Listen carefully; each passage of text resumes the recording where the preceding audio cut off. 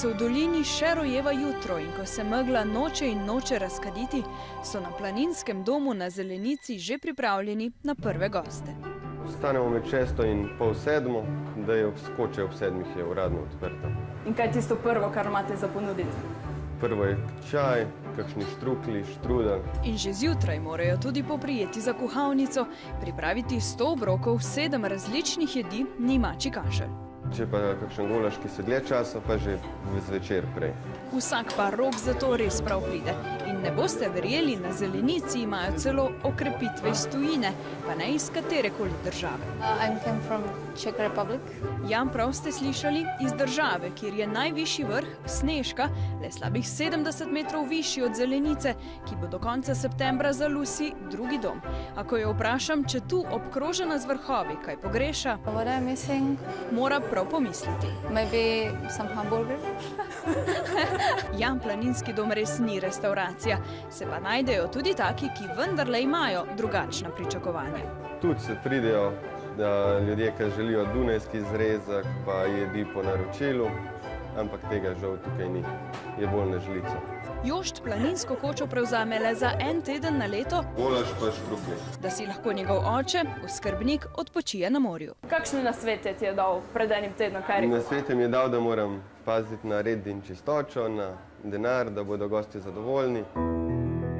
Bilo je pred slabimi 90 leti, ko so na Zelenici postavili prvo kočo. Med vojno so jo požgali in ognjeni zublji so pred skoraj 20 leti načeli tudi njeno naslednico. Zdaj na istem mestu stoji ena najsodobnejših koč pri nas. Da je vse tako, kot mora biti, skrbi gospodar Stanko Koblar. Tukaj imamo kopalnico, najprej seveda ženska kopalnica, prav je, da so dame prve na vrsti, imamo tudi tuše s toplo vodo. Kar je za pohodnike prepotene od večurne hoje eden pomembnejših podatkov. Izvolite naprej. Hvala. Tukaj so pa sobe, v teh sobah imamo 50 ležišč, A po zimi niti to ni dovolj. ker po zimi je Zelenica res oblegana zelo. Vse tole, kar je vmes, vse spijo. Ne? Zdaj pa tam, kjer je dosti prostora za blazino, damo blazino, kjer ni dosti prostora, tako spijo in so še veseli, da lahko tako spijo. Ne? Postelino dobijo brezplačno, ne? Seveda, čisto postelino, vedno za vsakim gostom operemo normalno. Imamo odlično čistilno napravo, deluje zelo dobro, imamo tudi srečo tako, da imamo lastna zajetja, vode nam nikoli še ni zmanjkalo. Stanko Koblar pa ni le tisti, ki enkrat na teden na Zelenico pripelje zaloge, Imamo dogovor z dobavitelji, z vsemi dobavitelji, da nam enkrat tedensko vso robo dostavijo na Ljubelj, potem pa poleti z terencem, pozimi pa z snežnim teptalcem vse pripeljemo gor. in nazaj v dolino po strmi cesti odpelje smeti. Je tudi planinski vodnik in vodja gorskega učnega centra. V hribe je treba le po pameti in s pravo opremo, svetuje, ko se skozi gozd vzpenjamo do ferate, ki so jo speljali lani. Spravi, to opremo, ki imava midva zdaj, brez tega se v tako steno ne gre. Nikakor ne. Seveda, najprej rabimo čelado, posod, kjer je vse malo zahtevno čelado. Obvezni so tudi čevlji.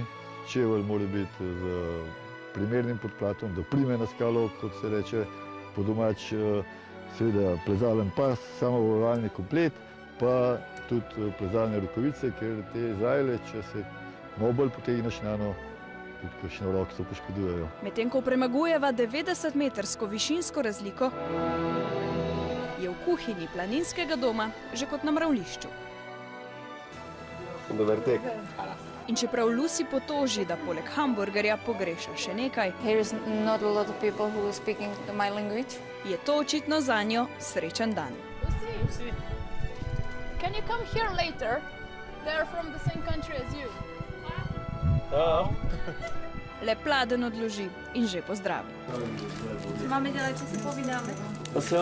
Tudi ona pa že ve, da njeni rojaki v naših gorah nimajo najboljšega slovesa. This is typical for Slovenia that Czechs going without equipment. And Vpraša, no ta dva mlada Čeha sta vsaj za obutev le poskrbela. I think we have all equipment what we need. So I think we are prepared well. Pohodniki pa niso edini, ki si za svoj cilj izberejo zelenico ali vrhove okrog nje. Tukaj za nami je begunščica, Do velikega vrha na Begunjščici imamo približno 2 ure, ne pretežke poti. Potem čez zadnje je Stol, to je najvišji vrh Karavank, do tja bomo potrebovali 3 ure. Vsaj 2-krat na teden gor s kolesom pride Janez Križnar. A le z enim ciljem, da je po poti, ki so jo utrdili pred kratkim, graničarski, kar najhitreje nazaj v dolini. V bliskovitih 15 minutah mimogrede. Ta pot obstaja že dolg časa, od vojne uporabljali so jo graničarji, da so kontrolirali mejo. Avstrija je namreč le 20 minut hoda stran. Tisti, ki odhod v dolino raje odložijo na naslednji dan, pa se proti koncu popoldneva že vrnejo h koči. Največ tam okoli zaspati, tam okoli 17 ure. Takrat so že vsi tudi iz teh vrhov nazaj in pridejo malo prej, se še stuširajo, nekaj pojejo. In utrujeni popadajo v postelje, a njihov izlet se takrat še ne konča, konča se, ko so varno spet nazaj doma.